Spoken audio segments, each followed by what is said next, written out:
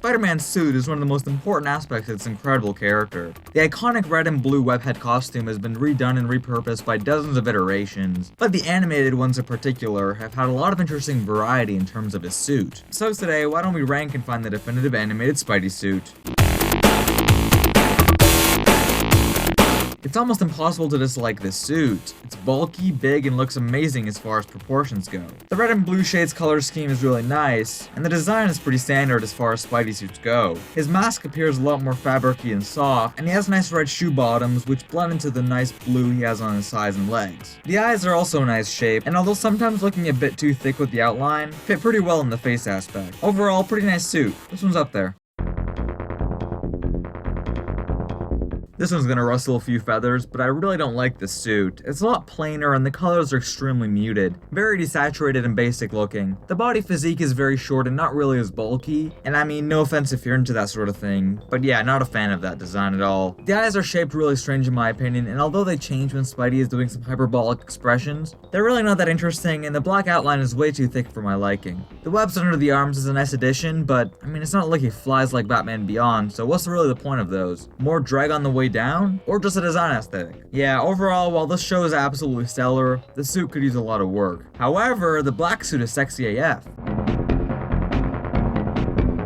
Well, isn't this one a classic? This one just has its own vibe to it, and I'm totally on board personally. I can actually respect the red plain chest in retrospect, and the webbed head blending is really nice. The head is a bit too round, and we get very little that stands out, but the color scheme is nice, and doesn't feel muted or desaturated at all. Very simple and good. Another pretty standard good suit that has a lot going for it. The slightly darker shades of red and especially blue make this one a lot slicker, and the slightly more slender body physique makes it more versatile and lanky. While I prefer the bulk of the 94 one, this one is also nice. The eye shapes changing comedically during the gifable moments of the show add a lot of zest to it as well. The shape of the spider on his chest is also pretty nice in this one. The red one on his back though, I don't know. Doesn't look like a spider I would be particularly intimidated by. Or is that just me?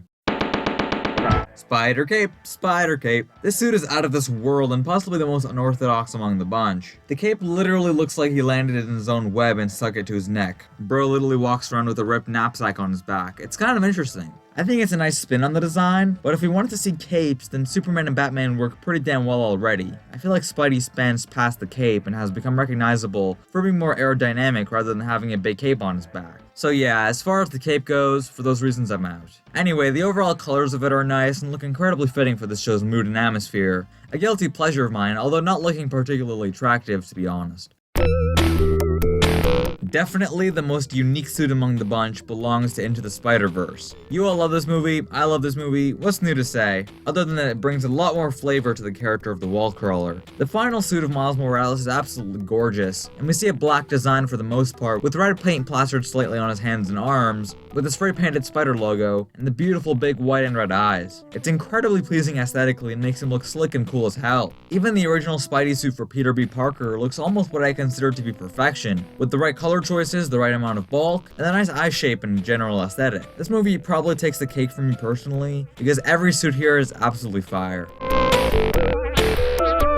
I've admittedly been pretty harsh on this one on my other two videos on the Spidey shows, but I'm glad I can say some good about the suit in this video. The slick 3D design of it actually ends up adding a lot more, rather than detracting from it, and the colors are incredibly attractive to the eye. The shade of red we see here is actually my favorite so far, and because of the 3D animation, ends up reflecting a lot of light which gives it a beautiful sheen. The body shape is also impeccable, and I love this leaner version of Spidey. That's right, you just heard me say lean. So what have we learned? That a great show doesn't always yield a great Spidey suit, and some aspects are better than others. It never hurts to try new things, but sometimes going back to the classics can bring back the goodness yet again. Overall, I'd put the Spider-Verse suits as my number 1, followed by the 94 version and the new animated series, with Spectacular at the bottom along with the original 67 version, and the Ultimates and Unlimiteds of the world are pretty good in their own respect.